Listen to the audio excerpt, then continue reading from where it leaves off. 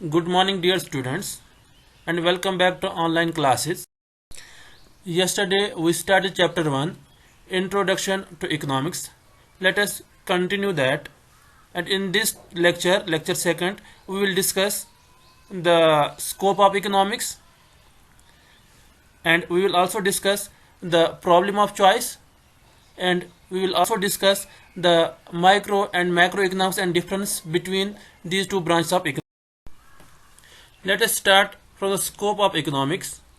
Scope of economics includes the definition of economics, whether economics is an art or a science, and whether it is a positive or a normative science.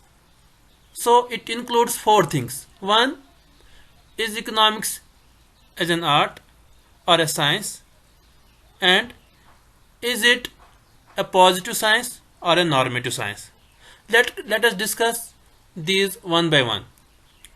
Economics as an art. Economics is an art because different theories and laws are explained with the help of graphs, figures, tables, equations. And also economics make use of assumptions which help us to define the condition for the application of theories, laws, and the relationship between economic variables. So we are having number of laws, we are having number of theories, and we are having say cause and effect relationship between the variables as well. So when we are going to explain these relationships, when we are going to prove the laws, when we are going to have the application of theories, we need certain assumptions. Let us take the example of law of demand.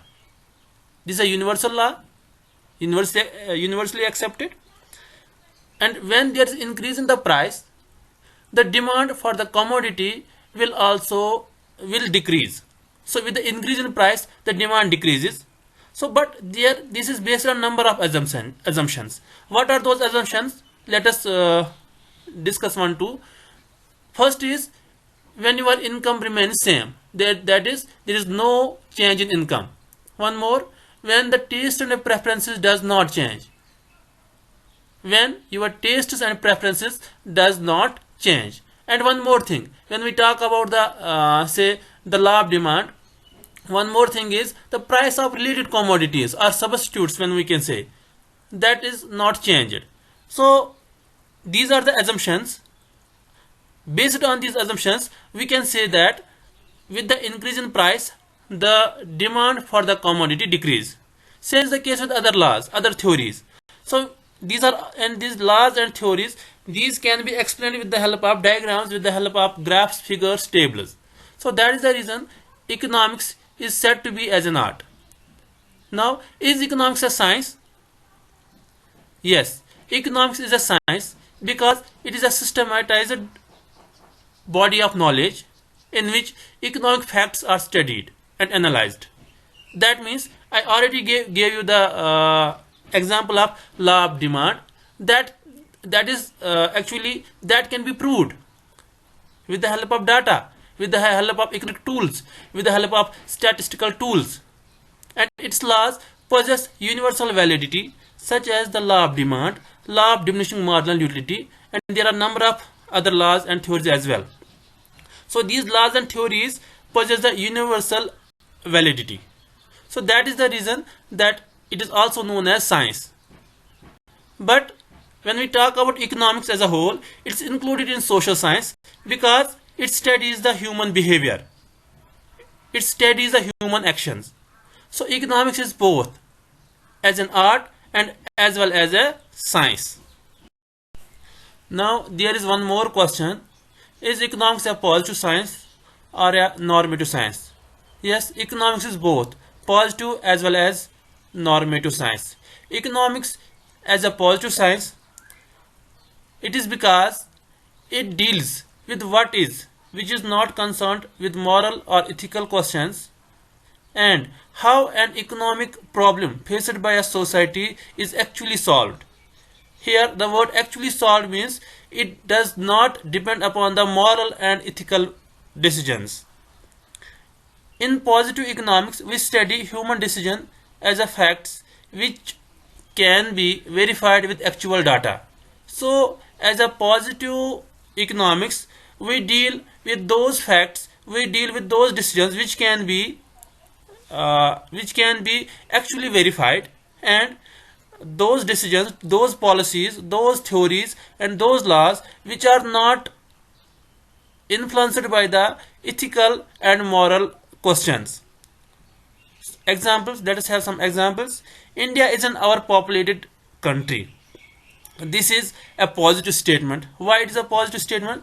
Because ethically and morally we will like to have our country less populated.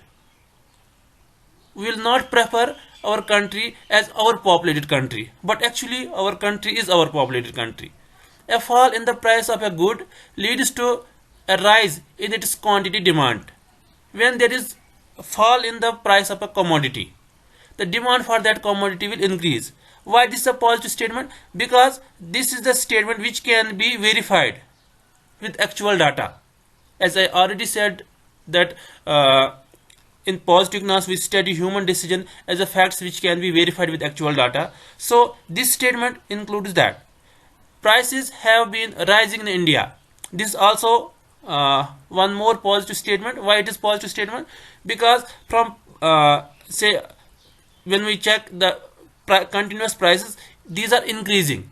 So we would ethically and morally we would like to have low prices, but it is not the case.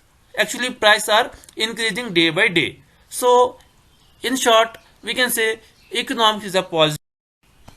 Economics is a normative science. Is economics a normative science? Yes, economics is a normative science as well. Normative economics deals with what ought to be or how an economic problem should be solved. That is, it includes moral decisions. I already told you economics includes moral decisions as well, and it includes those statements as it includes the actual happenings. It includes the actual say we can say actual condition and actual policies as well, which are not influenced by these moral decisions. But normative economics deals with what ought to be or how an economic problem should be solved. That is, it includes moral decisions as well. And economics is a normative science as it prescribes that course of action which is desirable and necessary to achieve social goals. And as a normative science, it gives us that course of action by which we will achieve the social goals. That means I already told you economics is included in social science. So this deals with the human behavior, actions of the humans. So that is the reason we need to achieve the social goals. Examples of normative economics are: government should guarantee a minimum wage for every worker. Why this is a normative statement? Because this is socially and ethically true. When we talk about what ought to be, that means what is beneficial, what is good for us, and we will like to have those decisions, those policies which will benefit us. But when we talk about the ethical and the actual, there is difference between ethical and actual as well. So government should guarantee a minimum wage for every worker. That means each and everyone should have minimum earnings so that he can maintain his standard of living. Second, India should not take loans from foreign countries. Why we should not take loans from foreign countries? Because we are paying interest on those loans, and at the same time our foreign debt increases. India should spend more money on defense. We should spend more money on defense. What is the reason behind that? The reason behind that is we want to become secure from external aggression.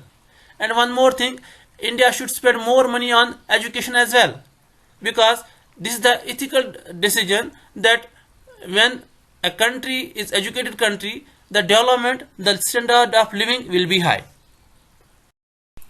Now let us discuss one more topic: economic problems.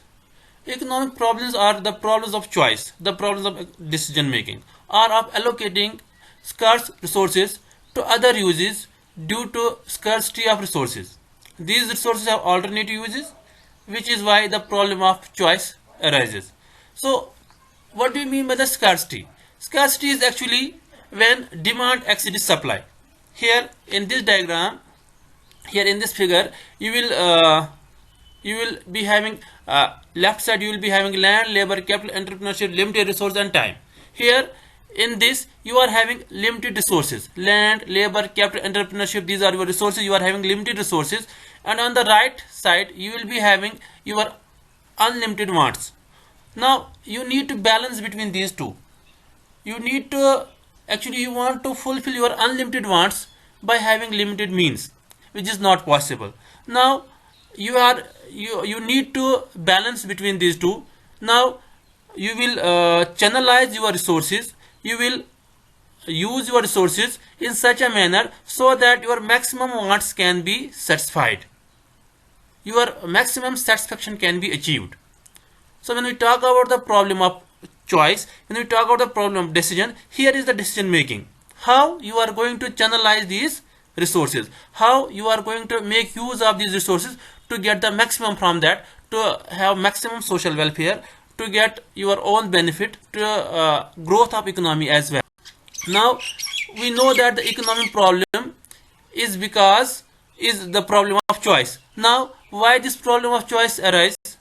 What is the reason behind this? Now the question is, why economic problem arise? We know that our wants are unlimited, and to fulfill those wants we are having limited resources, and one more thing, those resources are having alternative uses.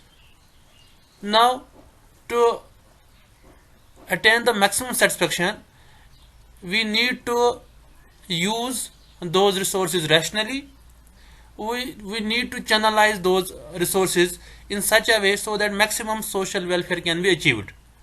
Now this economic problem arises due to two things: one, the limitedness of resources; second, the alternative use of resources.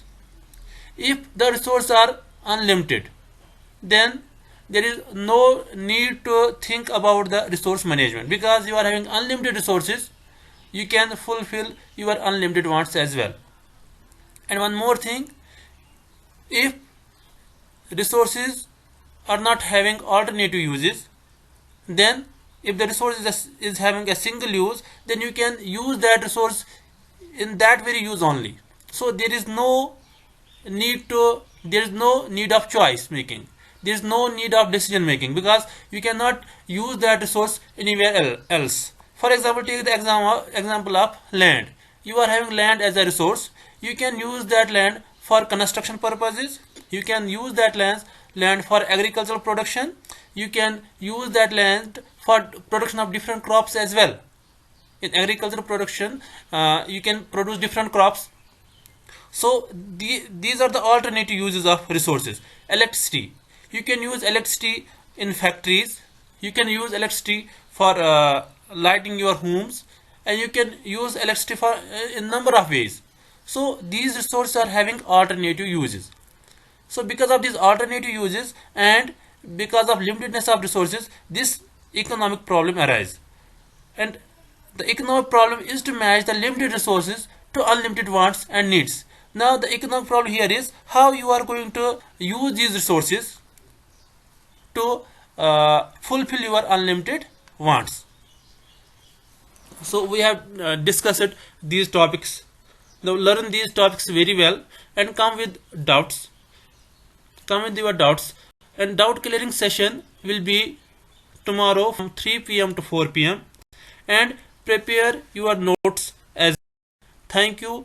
Have a nice day ahead.